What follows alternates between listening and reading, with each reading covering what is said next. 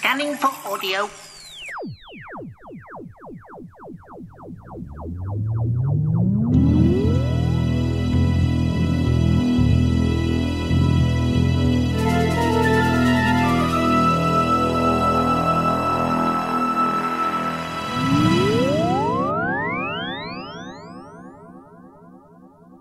Welcome to a Tin Dog podcast.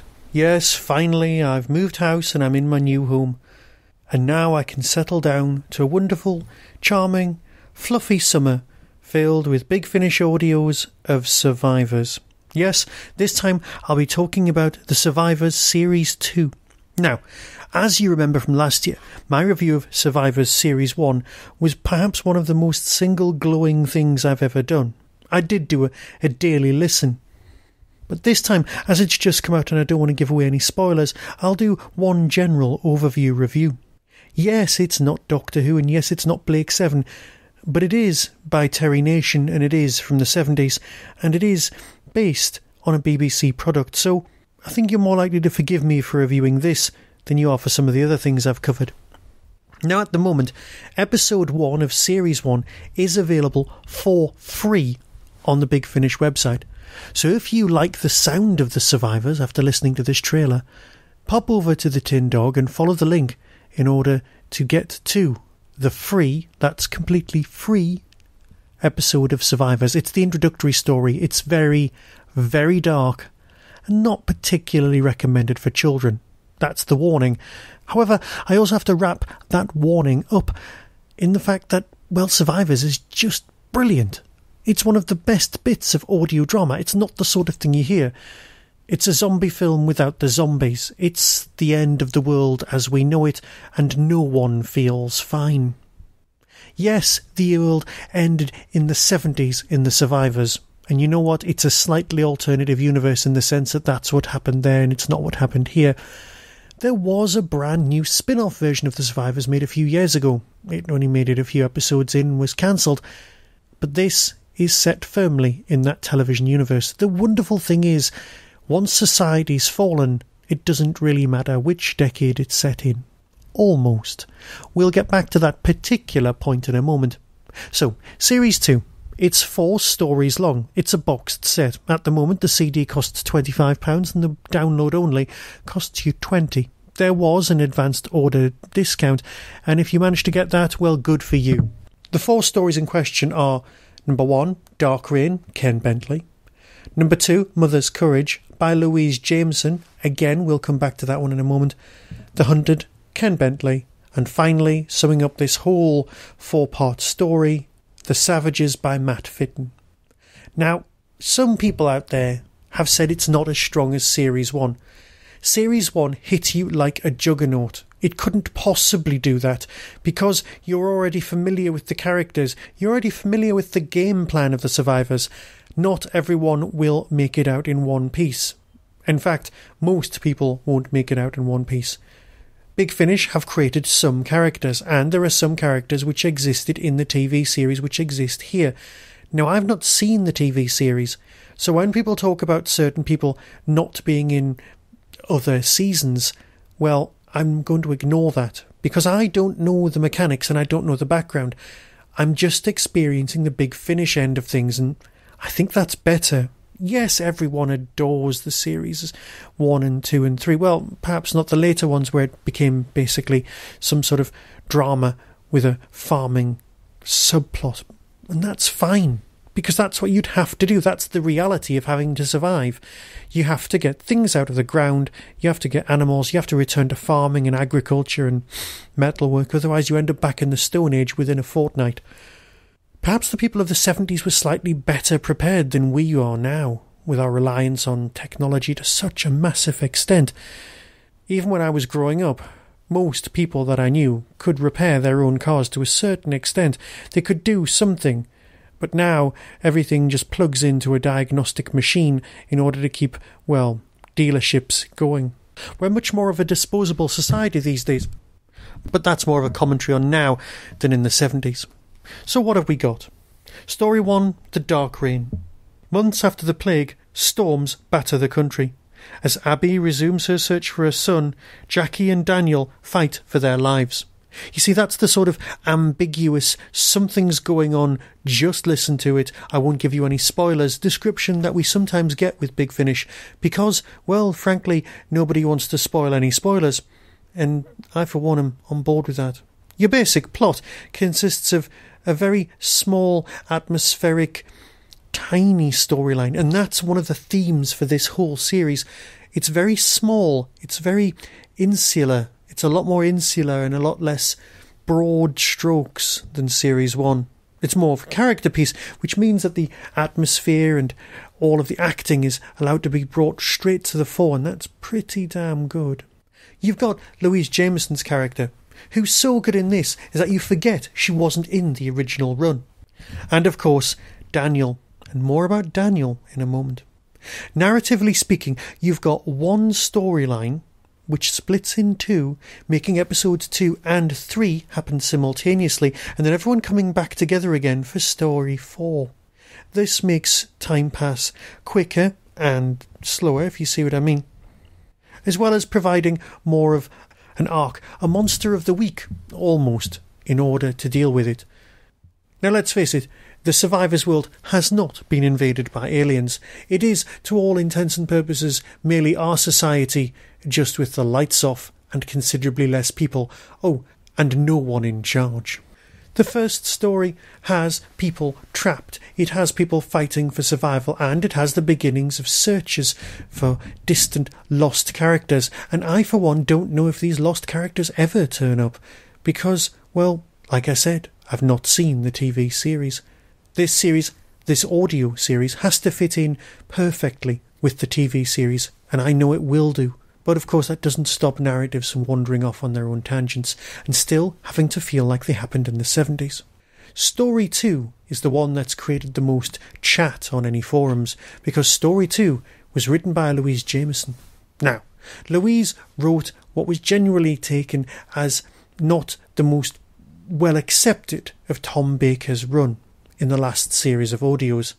There was a lot of wailing and gnashing, and the sound design, well, it was intriguing and made some fantastically interesting choices. It was a Marmite of a story. Whether you liked it or loathed it, that's your own personal choice. Here we have something written exclusively by Louise. Yes, she's had some help from Big Finish, but no more than any other writer would have had from Big Finish. Here we have a woman who has things to say about the place of women in society, things to say about their needs, their wants, and their motivations. And here we have a story that fits that perfectly. We have a definite gender split. We have a completely female cast in the second story and a completely male cast in the third story. Again, I'll come back to that one in a moment. Yes, the men have gone off to hunt the thing that was in episode 1. But they've also left the women to themselves to find an all-female camp. Yes, there were the Greenham Common women and things like that, which is definitely taken as some sort of template here. Admittedly, they existed after this narratively, or in reality, but as the reality of the narrative has been written now, as opposed to then, you get that as a template. It doesn't matter. Basically, you've got an all-female world. And yes, there is one extremely logical point to why that couldn't succeed in a post-apocalyptic world. But however, as a community who only took men for, well, say, when they needed them, then that could have worked. But that's never truly dealt with. It's the mechanics of how it works that make it fit. There are some particularly well-spoken and well-understood lines. You could imagine this taking place on stage. You can imagine this actually being filmed. The soundscape for every single one of these stories is exemplary, just like Series 1. Which brings me rather nicely to story number 3. Again, I want to talk about so much more, but I would just be giving too many spoilers away. Series 3 consists of the men heading out to find the thing that was in Story 1, and also to locate someone who's a survivalist, someone who has survived, but is also knows about what's going on and how to track big animals. The scenery, the countryside is depicted marvellously. You can actually feel the green fields and the overgrown and the cracked roads, and the rain, and the darkness, and the impending night. Because that's what we've got coming on here. There are nothing but broken and flawed people in this whole narrative, and that's what makes drama interesting. It's difficult to write about perfect people, but it's very good to write about broken ones. And every single person present has something going on. There is something or someone out there, and all of the male characters, well, they've got to change and adapt and evolve themselves personally as well as physically in order to survive. Now, that brings us to Daniel. Daniel, as was hinted at in the first story, is gay. And there is the possibility of a relationship blooming here. Now, if you were watching this on TV, you'd just go, that's probably doomed, because that's the sort of thing that happened.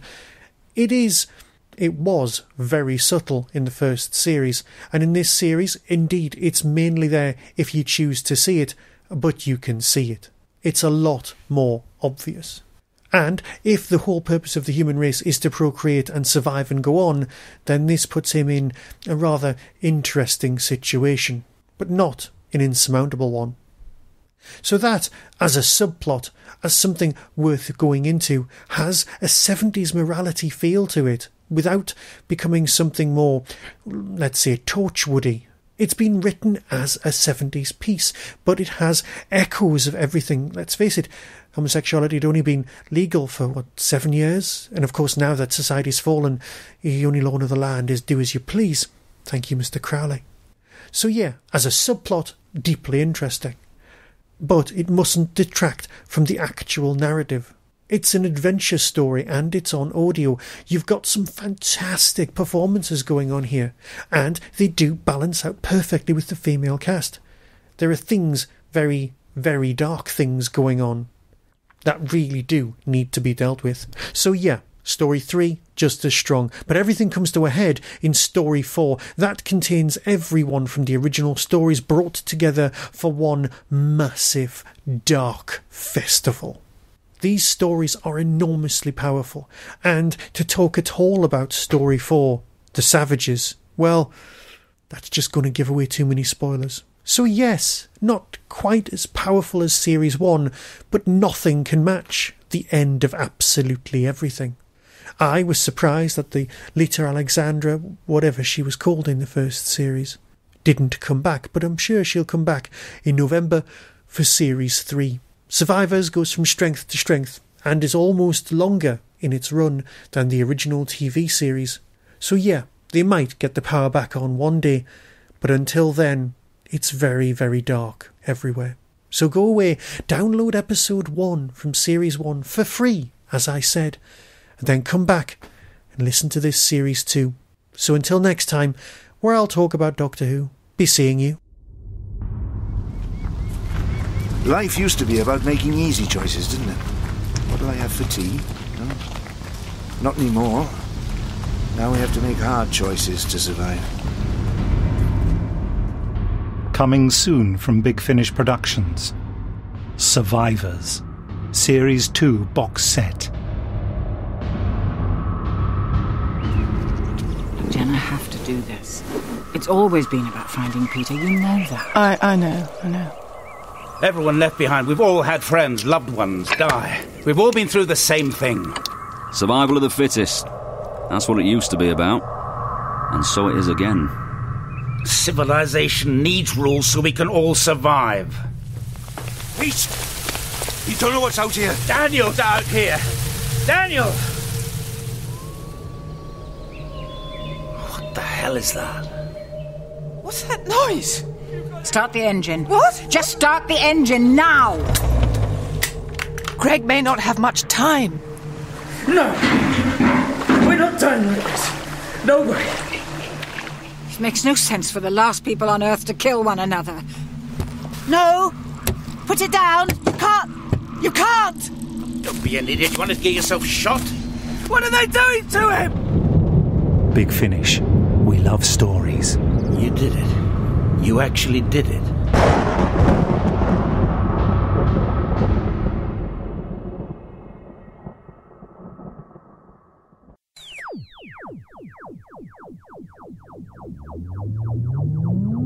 You've been listening to the Tin Dog Podcast, available on RSS, iTunes, Stitcher, Audio Boom and Tumblr. Doctor Who and its associated works are copyright of the BBC. No infringement is intended.